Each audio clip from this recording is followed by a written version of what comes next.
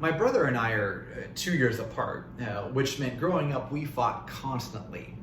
Inevitably, if we were left home alone, we were either going to get in a fight, something in the house was going to break, or we were going to find some sort of trouble to get into.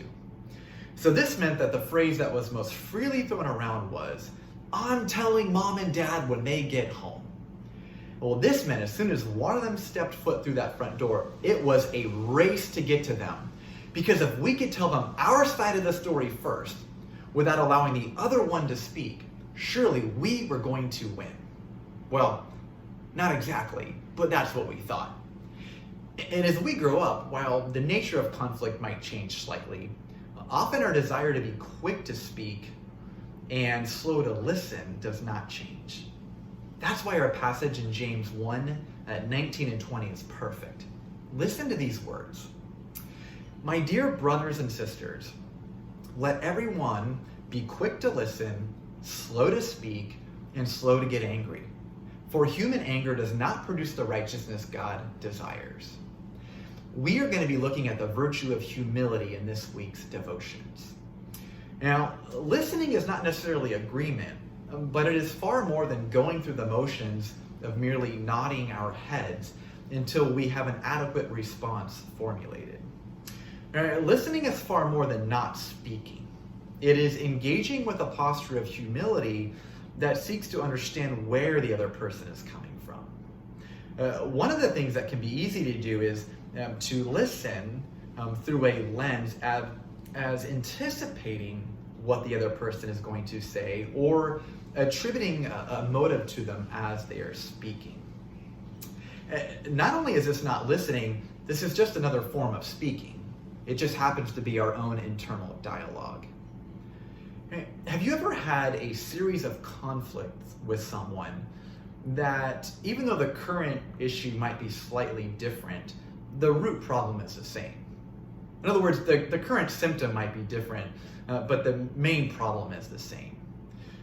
When conflict becomes stylized or routine, it can be extremely hard to break that pattern unless both parties become slow to speak. See, often underneath what is being said and expressed are deep hurts and deep insecurities. And these are often very difficult to be honest about and to be vulnerable about.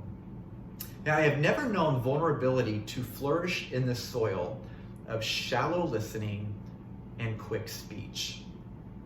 Right? Being slow to speak enables us to pull the curtain back just a bit to perhaps perceive what is not being said.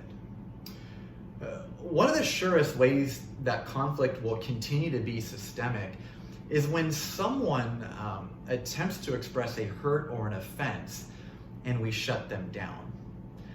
This will either lead them to take the conflict underground, where they go to someone else, or it will lead to them putting up a facade of everything being okay when it's not. See, James seems to be making a connection here that being slow to speak leads to being slow to be angry, but that means the opposite is true. Being quick to speak also leads us often to be quick to get angry. And often once our speech gets going, our anger is not far behind. And once that becomes the pattern of our interactions, it's often only a matter of time before authenticity leaves the room and guardedness comes in. Now, humility is grounded in the reality that we don't always have to be right.